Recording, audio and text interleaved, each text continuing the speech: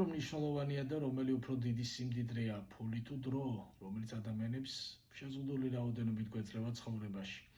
სწორედ ამ კითხვაზე ცდილობს პასუხისგაცემას ერთგვარად მიხაილ ენდე თავის წიგნში, რომელსაც ჰქვია მომო და რომელზეც შევეცდები რომ მოკლედ მოგიყვეთ თუ რაზე აკეთებს აქცენტს მწერალი და რის თქმა უნდა ზოგადად აი ამ ტექსტით. ეს არის რომანის ხაპარი, შეიძლება ასეც ითქვას. ახალგაზრდა პატარა ბავშვზე, გოგონაზე, სახელად მომო, რომელიც არის უსახკავრო და უდედმამო ბავშვი და რომლის ერთ-ერთი თავშესაფარი არის ძველი ანტიკური ამფითეატრის ნანგრევები. ეს არის არაფრით გამორჩეული ბავშვი, შეიძლება ითქვას, თუმცა მას აქვს ერთი უნიკალური ნიჭი, რომლითაც ის არის დაჯილდოებული და რომელსაც ალბათ ბევრი სასული ადამიანის მოისაკლისებს, ეს არის მოსმენის უნარი. ანუ რაში მდგომარეობს უნიკალურობა ამ ნიჭის, შეიძლება ბევრს გაუკვირდეს, თუმცა ყურადღებით მოსმენა ადამიანებისთვის და დროის დათმობა შეიძლება ითქვას ნამდვილი ხელოვნებაც კი არის და სწორედ ეს ნიჭი აქვს ამ ბავშვს, რაც განაპირობებს იმას, რომ ის ირგვლივ შემოიკრიბავს უამრავ მეგობარს, მათ შორის მასზე გაცილებით დიდი ასაკის მქონე ადამიანებს, რომლებიც მას უმეგობრდებიან და ერთ შეხედვით ძალიან ტკბილად და ბედნიერად ცხოვრობენ, როგორც ხაპარს ახასიათებს ისე ამ ქალაქში. თუმცა ყველაფერი იცვლება მას შემდეგ, რაც ქალაქში უეცრად ჩნდებიან ეგრეთ წოდებული რუხი ბატონები, რომლებიც მიდიან ადამიანებთან და უსვამენ შეკითხვას, თუ აი რაში იყენებთ თქვენთვის განკუთვნილ დროს, რომელიც ცხოვრებაში მოგეცათ. აი მაგალითად დაგჭათ პირობითად 20 წელი ან 25 წელი, გადაიყვანეთ ეს წამებში, მილიარდ ნახევარი წამი, რომელიც თქვენ გაქვთ დარჩენილი, რაში იყენებთ და რამდენად ეფექტურად ხარჯავთ იმ დროს, რომელიც თქვენ გაქვთ მოცემული ცხოვრებაში.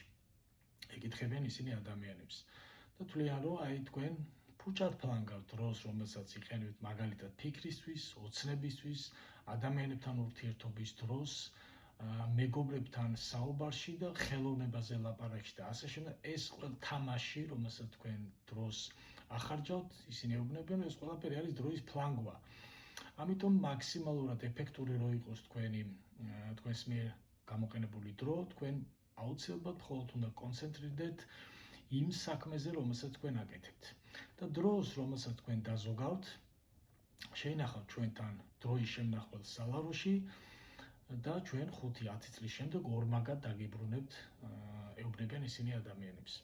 აი ასეთ კონტრაქტს თავაზობენ. კონტრაქტის პირობა არის ის, რომ ადამიანები უნდა მოაკლდნენ ყველანაირ მეგობრულ ურთიერთობებს, ხელოვნებას, ლიტერატურას, გართობას, ფიქრს, ოცნებას და აი ესეთ რაღაცებს უნდა შეეშვან და აუცილებლად უნდა მხოლოდ კონცენტრირდნენ იმ საქმეზე, რომელსაც ისინი აკეთებენ, რათა გაცილებით მეტად ეფექტურები, პროდუქტიულები და უფრო მომგებიანიც იყოს მათი საქმიანობა. ანუ მიადგებიან დალაგს და უხსნიან, რომ დაანებეთ თავი თქვენ კლიენტებთან რაღაც სხვა თემებზე საუბარს, შეჭერით მარტო თმა. ორმაგ მეტ ფულს იშოვით და აი ბევრი ადამიანი ამას უჯერებს აი ამ რუხ ბატონებს და პრაქტიკულად ხდება ისე, რომ მთელი ქალაქი პრინციპში რაღაცნაირად გადაეწყობა ისე, რომ აი ერთმანეთის დრო საერთოდ აღარ რჩებათ და ყველა სადღაც ეჩქარება.